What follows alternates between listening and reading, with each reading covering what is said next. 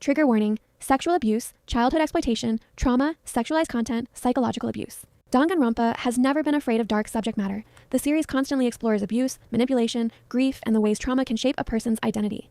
In some cases, it creates surprisingly detailed portrayals of how abuse can affect someone psychologically. The problem is that Danganronpa often seems to understand the weight of these experiences while simultaneously refusing to treat them with the care they deserve. The franchise repeatedly takes characters whose identities are shaped by sexual trauma and turns those same traumas into fan service, shock value, or dark comedy.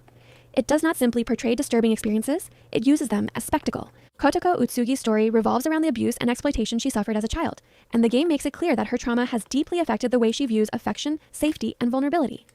Her panic response to certain situations is directly connected to what was done to her. Yet, the way her story is presented often clashes with the seriousness of her trauma.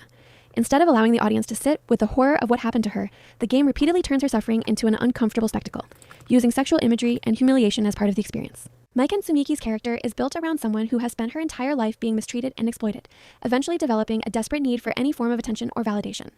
Her behavior makes sense when viewed through the lens of someone who has learned that her worth comes from how others perceive her. But instead of exploring that pain with empathy, the series often turns her trauma into a source of sexual comedy.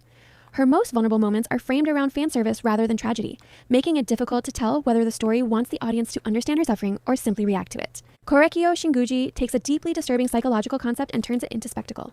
His backstory involves extreme manipulation and an unhealthy attachment formed through abuse.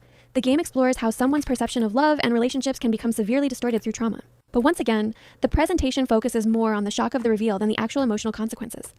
His trauma becomes another layer of horror to make the character more unsettling, rather than something the narrative seriously examines. And yes, part of this is intentional. Monokuma's entire role is to exploit people's fears, insecurities, and suffering. The killing game itself is built around dehumanizing people for entertainment. But an intentional choice is not automatically a successful one. A story can criticize exploitation while still participating in it.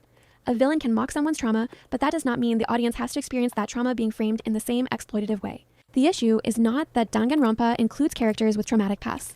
Dark stories are allowed to explore dark topics.